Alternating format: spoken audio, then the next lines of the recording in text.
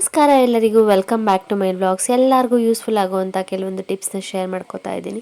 ಈ ರೀತಿ oil steel bottle caps ಆಗಲಿ ಅಥವಾ ಕುಕ್ಕರ್ ಕ್ಯಾಪ್ಸ್ ಆಗಲಿ ಹ್ಯಾಂಡಲ್ಸ್ ಎಲ್ಲ ಓಪನ್ ಆಗ್ತಾ ಇರುತ್ತೆ. ಆ ನೆಟ್ಟು ಮತ್ತು ಹ್ಯಾಂಡಲ್ ಓಪನ್ ಆಗಿಬಿಟ್ಟು ನಾವು ವಾಶ್ ಮಾಡ್ತಾ ಮಾಡ್ತಾ ಉದುರೋಗ್ತಾ ಇರುತ್ತೆ. ಸೊ ಆವಾಗ ನಾವೇ ಮನೆಯಲ್ಲಿ ಈಸಿಯಾಗಿ ಹ್ಯಾಂಡಲ್ಸ್ ಆಗಲಿ ಈ ರೀತಿ ಸ್ಕ್ರೂ ಹ್ಯಾಂಡಲ್ನ ಫಿಕ್ಸ್ ಮಾಡ್ಕೋಬೋದು. ಇದಕ್ಕೆ ನಾನಿಲ್ಲಿ ಒಂದು ಸ್ವಲ್ಪ ನೇಲ್ ಪಾಲಿಶ್ ತೊಗೊಂಡಿದ್ದೀನಿ. ನಾವು ಯಾವುದೇ ಕುಕ್ಕರ್ ಹ್ಯಾಂಡಲ್ಲೇ ಆಗಲಿ ಅಥವಾ ಯಾವ ಥರ ಲಿಡ್ಡದು ಸ್ಕ್ರೂ ಆಗಲಿ ಅದನ್ನು ತೊಗೊಂಡು ಈ ರೀತಿ ಒಂದು ಸ್ವಲ್ಪ ನೇಲ್ ಪಾಲಿಷ್ನ ಹಾಕಿ ಅದನ್ನು ಡ್ರೈ ಆಗೋವರೆಗೂ ಬಿಟ್ಬಿಡಬೇಕು. ನಾವು ಅದು ವೆಟ್ಟಾಗಿರುವಾಗಲೇ ಆದರೂ ಫಿಕ್ಸ್ ಮಾಡ್ಬೋದು, ಅದರ ಅಂಟಂಟಾಗ್ಬಿಡುತ್ತೆ. ಸೊ ಅದಕ್ಕೆ ನಾವು ಅದನ್ನು ಸ್ವಲ್ಪ ನೇಲ್ ಪಾಲಿಷ್ನ ಹಚ್ಚಿದಾದ್ಮೇಲೆ ಅದನ್ನು ಫುಲ್ ಡ್ರೈ ಆಗೋಕ್ಕೆ ಒಂದು 5 ನಿಮಿಷ ಹಾಗೆ ಇಟ್ಟು ಆಮೇಲೆ ನಾವು ಈ ಲಿಡ್ಡನ್ನು ಆ ಸ್ಕ್ರೂ ಮತ್ತು ಕ್ಯಾಪ್ ಇರುತ್ತಲ್ಲ ಅದನ್ನು ಫಿಕ್ಸ್ ಮಾಡಿಕೊಂಡ್ರೆ ನೀಟಾಗಿ ಟೈಟಾಗಿ ಫಿಕ್ಸ್ ಆಗುತ್ತೆ, ಓಪನ್ ಆಗೋಲ್ಲ, ತುಂಬ ಟೈಟಾಗಿ ಆಗಿಬಿಡುತ್ತೆ.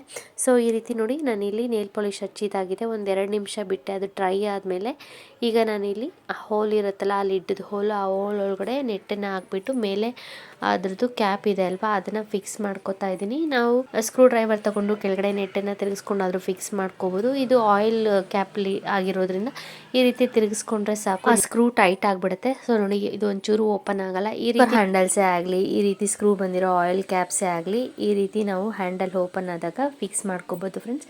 ಈ ಟಿಪ್ಸು ಎಲ್ಲ ಮಹಿಳೆಯರಿಗೂ ಯೂಸ್ಫುಲ್ ಆಗುತ್ತೆ ಅಂದ್ಕೊಂಡಿದ್ದೀನಿ. ನೆಕ್ಸ್ಟ್ ಟಿಪ್ ಬಂದು ಕೆಲವೊಂದು ಬಾಣಲೆಗಳಿಗೆ ನಾನ್ ಸ್ಟಿಕ್ ತವಾ ಅಥವಾ ಬಾಣಲೆಗೆ ಲಿಡ್ ಬಂದಿರುತ್ತೆ. ಈ ರೀತಿ ಸ್ಟೀಲ್ ಲಿಡ್ ಆಗಲಿ ಅಥವಾ ಗ್ಲಾಸ್ ಲಿಡ್ ಆಗಲಿ ಕೊಟ್ಟಿರ್ತಾರೆ. ಆ ಲಿಡ್ಗೆ ಕೆಳಗಡೆ ಸ್ಕ್ರೂ ಬಂದು ಒಳಗಡೆ ಸೈಡು ನಾವು ಕುಕ್ ಮಾಡಬೇಕಾದ್ರೆ ಕ್ಲೋಸ್ ಮಾಡಬೇಕಾದ್ರೆ ಈ ರೀತಿ ಸ್ಟೀಲ್ ಲಿಡ್ಗೆ ಈ ರೀತಿ ಸ್ಕ್ರೂ ಕೊಟ್ಟಿರ್ತಾರಲ್ಲ ಅದು ಬಂದು ರಸ್ಟ್ ಹಿಡಿದ್ಬಿಟ್ಟು ನಾವು ವಾಶ್ ಮಾಡ್ತಾ ಮಾಡ್ತಾ ರಸ್ಟ್ ಹಿಡಿದ್ಬಿಟ್ಟಿರುತ್ತೆ. ಸ್ಕ್ರೂನು ಸಹ ಮುರಿದೋಗೋ ಚಾನ್ಸಸ್ಸು ಇರುತ್ತೆ, ಮೇಲೆ ಹ್ಯಾಂಡಲು ಓಪನ್ ಆಗಿಬಿಡುತ್ತೆ.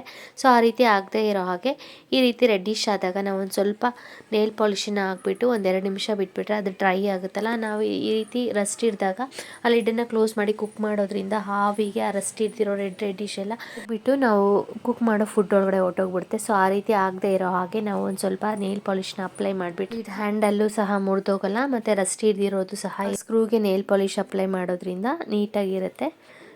ಸೊ ಈ ಟಿಪ್ಸು ಎಲ್ಲರಿಗೂ ಯೂಸ್ಫುಲ್ ಆಗ್ಬೋದು ಅಂದ್ಕೊಂಡಿದ್ದೀನಿ ಫ್ರೆಂಡ್ಸ್. ನೆಕ್ಸ್ಟ್ ಟಿಪ್ ಬಂದು ನಾವು ಸ್ಪೆಕ್ಸ್ ಯೂಸ್ ಮಾಡ್ತೀವಿ. ಆ ಸ್ಪೆಕ್ಸನ್ನ ನಾವು ಆವಾಗವಾಗ ಕ್ಲೀನ್ ಮಾಡ್ಕೋತಾ ಇರಬೇಕು, ಇಲ್ಲ ಅಂದರೆ ಅದೊಂಥರ ಮಂಜು ಥರ ಆಗಿಬಿಡುತ್ತೆ. ನಾವು ಕ್ಲೀನ್ ಮಾಡ್ಕೊಂಡಿಲ್ಲ ಅಂದರೆ ಹೊರಗಡೆ ಎಲ್ಲ ಹೋಗಬೇಕಾದ್ರೆ ಆ ಡಸ್ಟ್ ಎಲ್ಲ ಕೂತ್ಬಿಟ್ಟಿರುತ್ತೆ ನಾವು ಇಟ್ಟಿದ ಹತ್ರನೇ.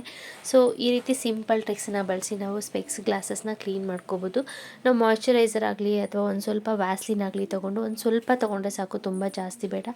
ಈ ರೀತಿ ಅಪ್ಲೈ ಮಾಡಿಬಿಟ್ಟು ಎರಡೂ ಸೈಡು ಸ್ಪೆಕ್ಸ್ಗೆ ಒಳಗಡೆ ಸೈಡು ಮತ್ತು ಔಟ್ಸೈಡ್ ಎರಡೂ ಸೈಡು ಈ ರೀತಿ ಅಪ್ಲೈ ಮಾಡ್ಕೋಬೇಕು. ಅಪ್ಲೈ ಮಾಡ್ಕೊಬಿಟ್ಟು ನಾವು ಸ್ಪೆಕ್ಸ್ ಕ್ಲೀನ್ ಮಾಡೋ ಕ್ಲಾತ್ ಆಗಲಿ, ಸಾಫ್ಟ್ ಕ್ಲಾತ್ ಆಗಲಿ ಅಥವಾ ಈ ರೀತಿ ಟಿಶ್ಯೂ ಆಗಲಿ ತೊಗೊಂಡು ಆ ಟಿಶ್ಯೂ ಡ್ರೈ ಇರಬೇಕು. ಈ ರೀತಿ ನೀಟಾಗಿ ನಾವು ಅದ್ರ ಮೇಲೆ ಸ್ಕ್ರ್ಯಾಚ್ ಏನೂ ಆಗಬಾರ್ದು, ಆ ರೀತಿ ಸಾಫ್ಟಾಗಿರೋ ಟಿಶ್ಯೂ ಅಥವಾ ಸಾಫ್ಟ್ ಕ್ಲಾತ್ ತೊಗೊಂಡು ನೀಟಾಗಿ ಕ್ಲೀನ್ ಮಾಡ್ಕೊಂಬಿಟ್ರೆ ಸ್ಪೆಕ್ಸು ನೀಟಾಗಿರುತ್ತೆ. ಅದ್ರ ಮೇಲೆ ಡಸ್ಟ್ ಕೂತಿರೋದು, ಕೆಲವು ಸಲ ನಾವು ಹಾರ್ಡ್ ಕ್ಲಾತ್ ತೊಗೊಂಡ್ರೆ ಸ್ಕ್ರ್ಯಾಚಸ್ ಆಗೋ ಚಾನ್ಸಸ್ ಇರುತ್ತೆ. ಅದಕ್ಕೆ ನಾವು ಯಾವಾಗ್ಲೂ ಸ್ಪೆಕ್ಸ್ಗೆ ಕ್ಲೀನ್ ಮಾಡೋದಕ್ಕೆ ಅಂತ ಒಂದು ಕ್ಲಾತ್ ಕೊಟ್ಟಿರ್ತಾರೆ, ಅದರಿಂದ ಆಗಲಿ ಅಥವಾ ಈ ರೀತಿ ಸಾಫ್ಟ್ ಟಿಶ್ಯೂಸ್ ಆಗಲಿ ತೊಗೊಂಡು ಸ್ಪೆಕ್ಸನ್ನ ಕ್ಲೀನ್ ಮಾಡ್ಕೋಬೇಕು. ಈ ರೀತಿ ಕ್ಲೀನ್ ಮಾಡ್ಕೊಂಡಾದ್ಮೇಲೆ ಸ್ಪೆಕ್ಸು ನೀಟಾಗಿ ಕ್ಲೀನ್ ಆಗಿರುತ್ತೆ, ಅದ್ರ ಮೇಲೆ ಒಂಚೂರು ಡಸ್ಟು ಸಹ ಇರಲ್ಲ. ಈ ಟಿಪ್ಸ್ ಎಲ್ಲರಿಗೂ ಯೂಸ್ಫುಲ್ ಆಗ್ಬೋದು ಅಂದ್ಕೊಂಡಿದ್ದೀನಿ ಫ್ರೆಂಡ್ಸ್. ನನಗೆ ತುಂಬ ನೆಗಡಿ ಕೆಮ್ಮು ಆಗಿರೋದ್ರಿಂದ ಸ್ವಲ್ಪ ವಾಯ್ಸ್ ಚೇಂಜ್ ಇದೆ. ಟಿಪ್ ಬಂದು ನಾವು ಸೋಫಾ ಮೇಲೆ ಎಲ್ಲ ಹಾಕೋಕ್ಕೆ ಅಂತ ಚಿಕ್ಕ ಚಿಕ್ಕ ದಿಂಬು ಕೊಟ್ಟಿರ್ತಾರೆ. ನಾವು ಹಾಗೆ ಸೋಫಾ ಹತ್ರ ಇಟ್ಟಿರ್ತೀವಿ, ತುಂಬ ಡಸ್ಟ್ ಕೂತ್ಬಿಟ್ಟಿರುತ್ತೆ, ಡಸ್ಟ್ ಹೋಗಿ ಹೋಗಿ ಅದೊಂಥರ ಶೇಡ್ ಆದಂಗೆ ಕೂಡ ಆಗ್ಬಿಟ್ಟಿರುತ್ತೆ. ನಾವು ಈ ರೀತಿ ಹಳೆ ದುಪ್ಪಟ ಇರುತ್ತೆ, ಡ್ರೆಸ್ ಹಳೇದಾಗ್ಬಿಟ್ಟಿದೆ ಅಂತ ಬಿಸಾಡ್ಬಿಡ್ತೀವಿ.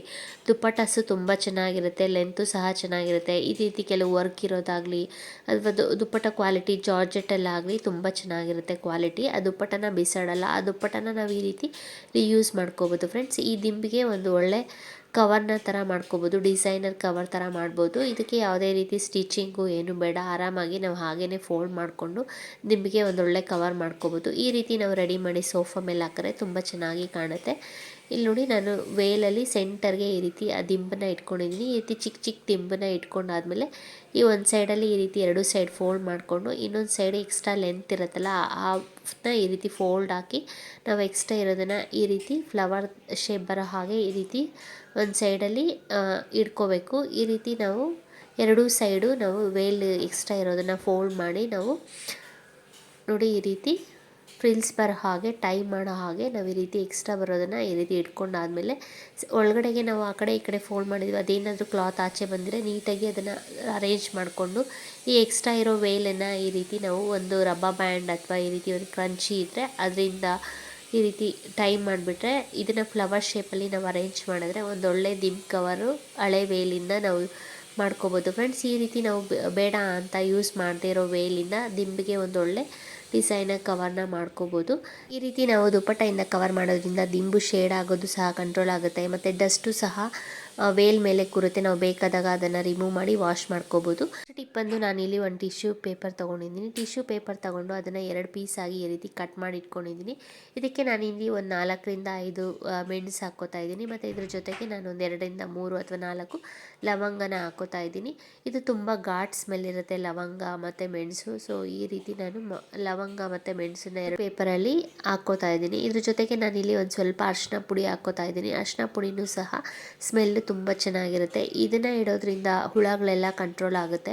ನಾವು ತುಂಬ ಅಕ್ಕಿ ತಂದಾಗ ಮೂಟೆಗಳಲ್ಲೆಲ್ಲ ಈ ರೀತಿ ಒಂದು ಪ್ಯಾಕೆಟನ್ನು ಮಾಡಿ ಇಟ್ಬಿಟ್ರೆ ಹುಳ ಬೀಳೋದು ಕಮ್ಮಿ ಆಗುತ್ತೆ. ನಾವು ಮೂಟೆಗಳಲ್ಲಿ ಈ ರೀತಿ ಒಂದು 2ರಿಂದ 3 ಪ್ಯಾಕೆಟ್ಸ್ನ ಮಾಡಿ ಇಟ್ಬಿಡಬೇಕು. ನಾವು ಡಬ್ಬಾಗೆ ಕ್ಲೀನ್ ಮಾಡಿ ಹಾಕಿದ್ಮೇಲೆ ಅಕ್ಕಿನ ಸಹ ಅದರಲ್ಲೂ ಸಹ ಈ ರೀತಿ ಒಂದು ಪ್ಯಾಕೆಟನ್ನು ಮಾಡಿರೋದ್ರಿಂದ ಹುಳ ಬೀಳೋದು ಕಂಟ್ರೋಲ್ ಆಗುತ್ತೆ ಫ್ರೆಂಡ್ಸ್. ನೋಡಿ ನಾನು ಇದ್ರ ಜೊತೆಗೆ ಸ್ವಲ್ಪ ಸಕ್ಕರೆ ಕೂಡ ಹಾಕ್ಕೋತಾ ಇದ್ದೀನಿ. ಅರಿಶಿನ, ಲವಂಗ, ಮೆಣಸು ಮತ್ತು ಒಂದು ಸ್ವಲ್ಪ ಸಕ್ಕರೆನ ಹಾಕಿದಾದ್ಮೇಲೆ ಈ ರೀತಿ ಟಿಶ್ಯೂ ಪೇಪರ್ನ ಫೋಲ್ಡ್ ಮಾಡ್ಕೋಬೇಕು. ಫೋಲ್ಡ್ ಮಾಡಿಕೊಂಡು ನಾವು ಪ್ಯಾಕೆಟ್ ಥರ ಇದನ್ನು ಫೋಲ್ಡ್ ಮಾಡಿ ಇದಕ್ಕೊಂದು ರಬ್ಬರ್ ಬ್ಯಾಂಡ್ ಆಗಲಿ ಅಥವಾ ದಾರದಿಂದ ಆಗಲಿ ನೀಟಾಗಿ ಟೈ ಮಾಡಬೇಕು. ಇದು ಓಪನ್ ಆಗದೆ ಇರೋ ಹಾಗೆ ನಾವು ಟಿಶ್ಯೂ ಪೇಪರ್ ಮೇಲೆ ಟೂತ್ ಪಿಕ್ಕು ಅಥವಾ ಸೂಜಿ ತೊಗೊಂಡು ಹೋಲ್ಸ್ ಆದರೂ ಮಾಡ್ಬೋದು. ಈ ಟಿಶ್ಯೂ ಪೇಪರೇ ಸ್ವಲ್ಪ ತೆಳ್ಳಕ್ಕಿರೋದ್ರಿಂದ ನಾನು ಯಾವುದೇ ರೀತಿ ಹೋಲ್ಸ್ ಮಾಡ್ತಾಯಿಲ್ಲ. ನಾವು ಬೇಕು ಅಂದರೆ ಹೋಲ್ಸು ಸಹ ಮಾಡ್ಕೋಬೋದು. ಈ ರೀತಿ 2 ಪೇಪರ್ನ ನಾನು ಫೋಲ್ಡ್ ಮಾಡ್ಕೋತಾ ಇದ್ದೀನಿ. ಇದನ್ನು ನಾವು ಅಕ್ಕಿ ಡಬ್ಬದಲ್ಲಾಗಲಿ ಅಥವಾ ಮೂಟೆಗಳಲ್ಲಾಗಿ ಅಕ್ಕಿನಲ್ಲಿ ಒಳಗಡೆ ಹಾಕಿ ಇಟ್ಬಿಟ್ರೆ ಹುಳ ಬೀಳೋದು ಕಂಟ್ರೋಲ್ ಆಗುತ್ತೆ ಫ್ರೆಂಡ್ಸ್. ಇವಾಗ ಮೂಕುಳಗಳು ಮತ್ತು ವೈಟ್ ಹುಳಗಳೆಲ್ಲ ಬೀಳುತ್ತೆ. ಇದು ಸ್ವಲ್ಪ ಘಾಟ್ ಸ್ಮೆಲ್ ಇರೋದ್ರಿಂದ ಇದಕ್ಕೆ ಯಾವುದೇ ರೀತಿ ಹುಳ ಬೀಳದೆ ಇರೋ ಹಾಗೆ ನಾವು ಅಕ್ಕಿನ ಎಷ್ಟು ದಿವಸ ಬೇಕಾದರೂ ಸ್ಟೋರ್ ಮಾಡಿ ಇಟ್ಕೋಬೋದು ಫ್ರೆಂಡ್ಸ್. ಈ ರೀತಿ ಪ್ಯಾಕೆಟ್ಸ್ನ ಮಾಡಿ ಇಡೋದ್ರಿಂದ ಇದನ್ನು ನಾನು ಒಂದು ದಾರ ತೊಗೊಂಡು ಈ ರೀತಿ ಟೈ ಮಾಡಿ ಇಡ್ತಾ ಇದ್ದೀನಿ, ಓಪನ್ ಆಗಬಾರ್ದು ಅಂತ. ನಾವು ಬೇಕು ಅಂದರೆ ರಬ್ಬರ್ ಬ್ಯಾಂಡ್ ಇದ್ದರೆ ರಬ್ಬರ್ ಬ್ಯಾಂಡನ್ನು ಸಹ ಬಳಸ್ಬೋದು. ನಾವು ರೆಡಿ ಮಾಡ್ಕೊಂಡಿರೋ ಪ್ಯಾಕೆಟ್ಸ್ನ ಈ ರೀತಿ ನಾವು ಅಕ್ಕಿ ತಂದಿರ್ತೀವಲ್ಲ ಆ ಮೂಟೆ ಒಳಗಡೆ ಅಕ್ಕಿ ಒಳಗಡೆ ಸೇರಿಸ್ಬಿಟ್ಟು ಅಕ್ಕಿ ಮೂಟೆನ ಟೈ ಮಾಡಿಬಿಟ್ರೆ ಆ ಅಕ್ಕಿನಲ್ಲಿ ಯಾವುದೇ ರೀತಿ ಹುಳ ಬೀಳಲ್ಲ ಫ್ರೆಂಡ್ಸ್. ಈ ಟಿಪ್ಸ್ ಎಲ್ಲರಿಗೂ ಯೂಸ್ಫುಲ್ ಆಗುತ್ತೆ ಅಂದ್ಕೊಂಡಿದ್ದೀನಿ. ನೆಕ್ಸ್ಟ್ ಟಿಪ್ ಬಂದು ನಾನಿಲ್ಲಿ ಏಲಕ್ಕಿ ತೊಗೊಂಡಿದ್ದೀನಿ. ಏಲಕ್ಕಿ ತಿನ್ನೋದ್ರಿಂದ ಆರೋಗ್ಯಕ್ಕೆ ತುಂಬ ಒಳ್ಳೆಯದು. ಏಲಕ್ಕಿ ಸ್ಮೆಲ್ ಗಮ್ ಅಂತ ಇರುತ್ತೆ. ನಾವು ಬಾಯಿ ಕೆಲವು ಸಲ ವಾಶ್ ಮಾಡಿದ್ರೂ ಸಹ ತುಂಬ ಹೊತ್ತು ಮಾತಾಡಲಿಲ್ಲ ಅಂದರೆ ಬ್ಯಾಡ್ ಸ್ಮೆಲ್ ಬರ್ತಾ ಇರುತ್ತೆ. ಸೊ ಆವಾಗ ನಾವು ಈ ರೀತಿ ಒಂದು ಏಲಕ್ಕಿನ ಹಾಕ್ಕೊಂಡು ಬಾಯಲ್ಲಿ ಚೆನ್ನಾಗಿ ಅಗೆದು ತಿನ್ನೋದ್ರಿಂದ ಆ ಬ್ಯಾಡ್ ಸ್ಮೆಲ್ಲೆಲ್ಲ ಹೊರಟೋಗುತ್ತೆ. ನೈಟ್ ಮಲಗಿದಾಗ ನಮಗೆ ಗೊರಕೆ ಹೊಡೆಯೋ ಪ್ರಾಬ್ಲಮ್ ಇರುವಾಗ ನಾವು ನೈಟ್ ಹೊತ್ತು ಮಲಗೋಕ್ಕೆ ಮುಂಚೆ ನಾವು ಒಂದು ಏಲಕ್ಕಿನ ಬಾಯಲ್ಲಿ ಹಾಕ್ಕೊಂಡು ಅದನ್ನು ಹಾಗೆಯೇ ನಾವು ದವಡೆನಲ್ಲಾದರೂ ಇಟ್ಕೊಂಡು ಮಲ್ಕೋಬೋದು. ಇಲ್ಲಾಂದರೆ ಅಗೆದು ತಿಂದು ಮಲ್ಕೋಬೋದು. ಇಲ್ಲಾಂದರೆ ನಾವು ಬಿಸಿನೀರಲ್ಲಿ ಹಾಕ್ಬಿಟ್ಟು ಚೆನ್ನಾಗಿ ಕಷಾಯ ಥರ ಮಾಡಿಕೊಂಡು ಕುಡಿಯೋದ್ರಿಂದನೂ ಸಹ ನಮಗೆ ಗೊರಕೆ ಕಂಟ್ರೋಲ್ ಆಗ್ತಾ ಬರುತ್ತೆ. ಈ ರೀತಿ ಒಂದ್ಸರಿ ಮಾಡಿದ್ರೆ ಆಗಲ್ಲ, ನಾವು ಡೈಲಿ ಮಾಡ್ತಾ ಇರಬೇಕು. ಆವಾಗಲೇ ನಮಗೆ ರಿಸಲ್ಟ್ ಸಿಗುತ್ತೆ. ಈ ಟಿಪ್ಸು ಸಹ ಎಲ್ಲರಿಗೂ ಯೂಸ್ಫುಲ್ ಆಗ್ಬೋದು ಅಂದ್ಕೊಂಡಿದ್ದೀನಿ ಫ್ರೆಂಡ್ಸ್. ನೆಕ್ಸ್ಟ್ ಟಿಪ್ ಬಂದು ನಾವು ಬೆಡ್ಶೀಟ್ಸ್ ಇರುತ್ತೆ ಮನೆಯಲ್ಲಿ ತುಂಬ ಹಳೇದಾಗ್ಬಿಟ್ಟಿದೆ, ಅರ್ಧೋಗ್ಬಿಟ್ಟಿದೆ ಅಂತ ಹೇಳಿ ಬಿಸಾಡ್ಬಿಡ್ತೀವಿ. ಸೊ ಅದನ್ನು ಬಿಸಾಡೋ ಬದಲು ನಾವು ಈ ರೀತಿ ರಿಯೂಸ್ ಮಾಡ್ಕೋಬೋದು. ನಾವು ದಿಂಬನ್ನು ಕಾಸು ಕೊಟ್ಟು ಕೊಂಡ್ಕೊಳ್ಳೋದಕ್ಕಿಂತ ಈ ರೀತಿ ಮನೆಯಲ್ಲಿ ಹಳೆ ಬೆಡ್ಶೀಟ್ಸ್ ಇರೋದನ್ನೇ ದಿಂಬು ಥರ ಮಾಡಿಕೊಂಡು ಯೂಸ್ ಮಾಡ್ಬೋದು ಫ್ರೆಂಡ್ಸ್. ನಾನಿಲ್ಲಿ ಈ ರೀತಿ ಹಳೆ ಬೆಡ್ಶೀಟನ್ನು ಬಿಸಾಡ್ತೀರಾ ಅದನ್ನು ನೀಟಾಗಿ ವಾಶ್ ಮಾಡಿಬಿಟ್ಟು ಈ ರೀತಿ ಫೋಲ್ಡ್ ಮಾಡಿಟ್ಟಿದ್ದೀನಿ. ಇದು ತುಂಬ 2-3 ಹತ್ರ ಅರ್ಧೋಗ್ಬಿಟ್ಟಿತ್ತು. ಇದು ಬಟ್ಟೆ ಅರ್ಧೋಗಿರೋ ಸೈಡ್ ಬಿಟ್ಟು ಬೇರೆ ಕಡೆ ಎಲ್ಲ ಬಟ್ಟೆ ಚೆನ್ನಾಗಿರೋದ್ರಿಂದ ಇದನ್ನು ನಾವು ಬಿಸಾಡ್ತೀರಾ ರಿಯೂಸ್ ಮಾಡ್ಕೋಬೋದು. ಇದನ್ನು ನಾನು ಈ ರೀತಿ ಫೋಲ್ಡ್ ಮಾಡಿಕೊಂಡು ಚಿಕ್ಕದಾಗಿ ಒಂದು ದಿಂಬು ಕವರ್ ತಗೋತಾ ಇದ್ದೀನಿ. ನಾವು ಸಪ್ರೇಟಾಗಿ ಹೊಸ ದಿಂಬು ಕವರೇ ತಗೋಬೇಕು ಅಂತಿಲ್ಲ. ಮನೇಲಿರೋ ದಿಂಬು ಕವರ್ನ ತಗೊಂಡು ಇದರೊಳಗಡೆ ಈ ಬೆಡ್ಶೀಟ್ಸು ಅರ್ಧೋಗಿರುತ್ತಲ್ಲ ಆ ಬೆಡ್ಶೀಟ್ಸ್ನೆಲ್ಲ ನೀಟಾಗಿ ಅರೇಂಜ್ ಮಾಡಿಕೊಂಡು ನಾವು ಓಪನ್ ಇರೋ ಹತ್ರ ಹೊಲ್ದು ಬಿಟ್ಟರೆ ಸಾಕು, ಒಂದೊಳ್ಳೆ ದಿಂಬು ರೆಡಿ ಆಗಿಬಿಡುತ್ತೆ. ನಾವು ಕಾಸು ಕೊಟ್ಟು ಕೊಂಡ್ಕೊಳ್ಳೋದಕ್ಕಿಂತ ಈ ರೀತಿ ಮನೆಯಲ್ಲಿ ಹಳೆ ಬಟ್ಟೆಗಳನ್ನ ಯೂಸ್ ಮಾಡಿಕೊಂಡು ದಿಂಬನ್ನು ರೆಡಿ ಮಾಡ್ಕೋಬೋದು. ಇದರಿಂದ ದುಡ್ಡು ಸೇವ್ ಆಗುತ್ತೆ. ನಾವು ಹೊಸ ದಿಂಬನ್ನು ಕೊಂಡ್ಕೊಳ್ಳೋ ಅವಶ್ಯಕತೆಯೂ ಇರಲ್ಲ ಫ್ರೆಂಡ್ಸ್. ದಿಂಬು ಸಹ ಸಾಫ್ಟ್ ಆಗಿರುತ್ತೆ. ಓಪನ್ ಇರೋ ಸೈಡು ನಾವು ಬೇಕು ಅಂದರೆ ಕೈಯಲ್ಲೇ ಸ್ಟಿಚ್ ಹಾಕ್ಕೊಂಡ್ರು ಒಂದೊಳ್ಳೆ ದಿಂಬು ರೆಡಿ ಆಗುತ್ತೆ. ನಾವು ಹಾಗೆಯೇ ಬಟ್ಟೆನ ತೆಗೆದು ವಾಶ್ ಮಾಡೋಕ್ಕೂ ಹಾಕೋಬೋದು. ದಿಂಬು ಕವರ್ನು ಸಹ ವಾಶ್ ಮಾಡ್ಬೋದು ಸ್ಟಿಚ್ ಮಾಡಿಲ್ಲ ಅಂದರೆ. ದಿಂಬು ಹಳೆ ಬೆಡ್ಶೀಟಿಂದ ರೆಡಿ ಆಗಿದೆ ಫ್ರೆಂಡ್ಸ್. ಇವಾಗ ಮಧ್ಯಾಹ್ನ ಆದರೆ ಸಾಕು, ಸಂಜೆ ಹೊತ್ತು ಯಾವಾಗಲೂ ಮಳೆ ಬರ್ತಾ ಇರುತ್ತೆ. ಸೊ ನಮ್ಗೆ ಏನಾದರೂ ಒಂದು ತಿನ್ನಬೇಕು ಅಂತ ಅನಿಸ್ತಾ ಇರುತ್ತೆ ಸ್ನ್ಯಾಕ್ಸು. ಸೊ ಆವಾಗ ನಾವು ಈ ರೀತಿ ಸಿಂಪಲ್ಲಾಗಿ ಬೇಗ ಈ ಸ್ನ್ಯಾಕ್ಸನ್ನು ರೆಡಿ ಮಾಡ್ಕೋಬೋದು.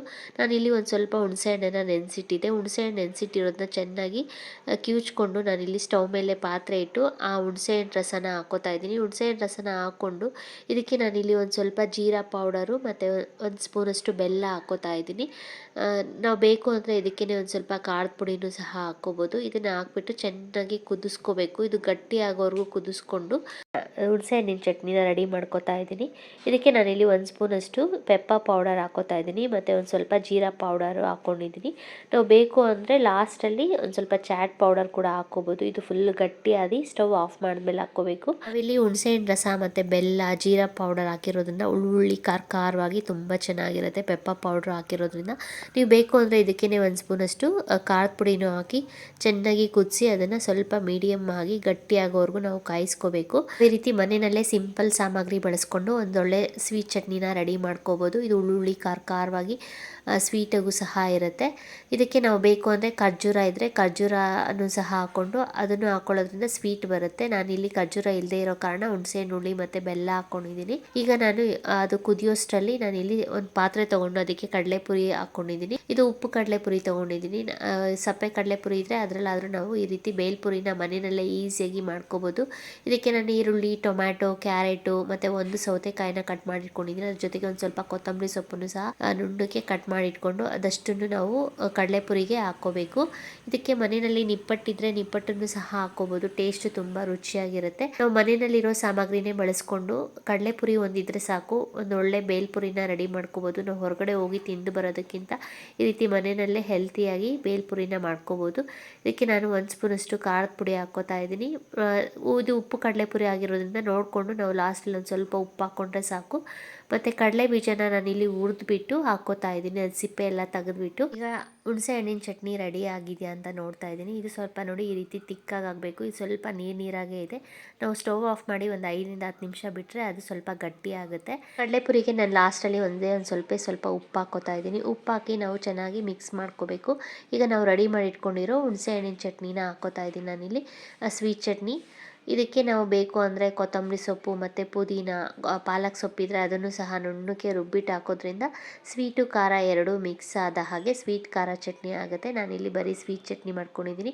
ನಾನು ಒಂದು 2ರಿಂದ 3 ಸ್ಪೂನಷ್ಟು ಆ ಚಟ್ನಿನ ಹಾಕ್ಕೊಂಡು ಕಡಲೆಪುರಿ ಜೊತೆ ಚೆನ್ನಾಗಿ ಮಿಕ್ಸ್ ಮಾಡ್ಕೋತಾ ಇದ್ದೀನಿ. ಇದಕ್ಕೆ ಉಪ್ಪು, ಹುಳಿ, ಖಾರ ಎಲ್ಲ ಹಾಕಿರೋದ್ರಿಂದ ಟೇಸ್ಟ್ ತುಂಬ ರುಚಿಯಾಗಿರುತ್ತೆ. ನಾವು ಲಾಸ್ಟಲ್ಲಿ ಬೇಕು ಅಂದರೆ ಒಂದು ಸ್ವಲ್ಪ ನಿಂಬೆಹಣ್ಣು ರಸನ ಸ್ಕ್ವೀಸ್ ಮಾಡಿಕೊಂಡ್ರೆ ಒಂದು ಟೇಸ್ಟಿಯಾದ ರುಚಿಕರವಾದ ಬೇಲ್ಪುರಿನ ರೆಡಿ ಮಾಡ್ಕೋಬೋದು. ಈ ರೀತಿ ಹೆಲ್ತಿಯಾಗಿ ನಾವು ಮನೆಯಲ್ಲೇ ಮಾಡಿಕೊಂಡು ತಿನ್ಬೋದು. ಈವ್ನಿಂಗ್ ಟೈಮಲ್ಲಿ ಏನಾದರೂ ತಿನ್ನಬೇಕು ಅನಿಸಿದಾಗ ಬೋಂಡಾ ಬಜ್ಜಿ ಮಾಡ್ಕೊಳ್ಳೋದಕ್ಕಿಂತ ಈ ರೀತಿ ರುಚಿಕರವಾದ ಟೇಸ್ಟಿಯಾದ ಬೇಲ್ಪುರಿ ಮನೆಯಲ್ಲೇ ಈ ರೀತಿ ರೆಡಿ ಮಾಡ್ಕೋಬೋದು. ಈ ರೀತಿ ಎಲ್ಲ ಚೆನ್ನಾಗಿ ಮಿಕ್ಸ್ ಮಾಡ್ಕೊಂಡಾದ್ಮೇಲೆ ನಾವು ಮನೆಯಲ್ಲಿ ಚಾಟ್ ಪೌಡರ್ ಇದ್ದರೆ ಒಂದು ಸ್ವಲ್ಪ ಚಾಟ್ ಪೌಡರ್ ಹಾಕ್ಕೊಂಡ್ರೆ ಇನ್ನೂ ಟೇಸ್ಟ್ ತುಂಬ ರುಚಿಯಾಗಿರುತ್ತೆ. ನಾವು ಹೊರಗಡೆ ಸಿಗೋ ಬೇಲ್ಪುರಿಗಿಂತ ಮನೆಯಲ್ಲೇ ಈ ರೀತಿ ಟೇಸ್ಟಿಯಾದ ಬೇಲ್ಪುರಿನ ರೆಡಿ ಮಾಡ್ಕೋಬೋದು. ಈಗ ಬೇಲ್ಪುರಿ ರೆಡಿ ಆಗಿದೆ. ಇದಕ್ಕೆ ಲಾಸ್ಟಲ್ಲಿ ನಾವು ಬೇಕು ಅಂದರೆ ಮಿಕ್ಸ್ಚರ್ ಇದ್ದರೆ ಮಿಕ್ಸ್ಚರ್ ಹಾಕ್ಕೋಬೋದು, ಇಲ್ಲಾಂದರೆ ಹಾಗೇನೂ ಸಹ ತಿನ್ಬೋದು. ಇದಕ್ಕೆ ನಾವು ಬೇಕು ಅಂದರೆ ಬೆಳ್ಳುಳ್ಳಿ ಇದ್ದರೆ ಬೆಳ್ಳುಳ್ಳಿನೂ ಚಚ್ಚಿಬಿಟ್ಟು ಹಾಕ್ಕೊಂಡ್ರೆ ಬೆಳ್ಳುಳ್ಳಿ ಬೇಲಾಗುತ್ತೆ. ಅದು ಒಂಥರ ಟೇಸ್ಟ್ ತುಂಬ ರುಚಿಯಾಗಿರುತ್ತೆ. ಈಗ ಬೇಲ್ಪುರಿ ರೆಡಿ ಆಗಿದೆ. ಲಾಸ್ಟಲ್ಲಿ ನಾನು ಮಿಕ್ಸ್ಚರ್ ಇತ್ತು ಮನೆಯಲ್ಲಿ, ಸೊ ಮಿಕ್ಸ್ಚರ್ನ ಒಂಚೂರು ಆ್ಯಡ್ ಮಾಡಿ ಮಿಕ್ಸ್ ಮಾಡ್ಕೋತಾ ಇದ್ದೀನಿ. ಸೊ ನಾನು ಮಾಡೋ ವಿಡಿಯೋಸ್ ನಿಮ್ಗೆ ಇಷ್ಟ ಆದರೆ ಲೈಕ್ ಮಾಡಿ, ಶೇರ್ ಮಾಡಿ, ಸಬ್ಸ್ಕ್ರೈಬ್ ಮಾಡಿ. Thank you. ನೋಡಿ, ಒಂದೊಳ್ಳೆ ಟೇಸ್ಟಿಯಾದ ರುಚಿಕರವಾದ ಬೇಲ್ಪುರಿ ರೆಡಿ ಆಗಿದೆ.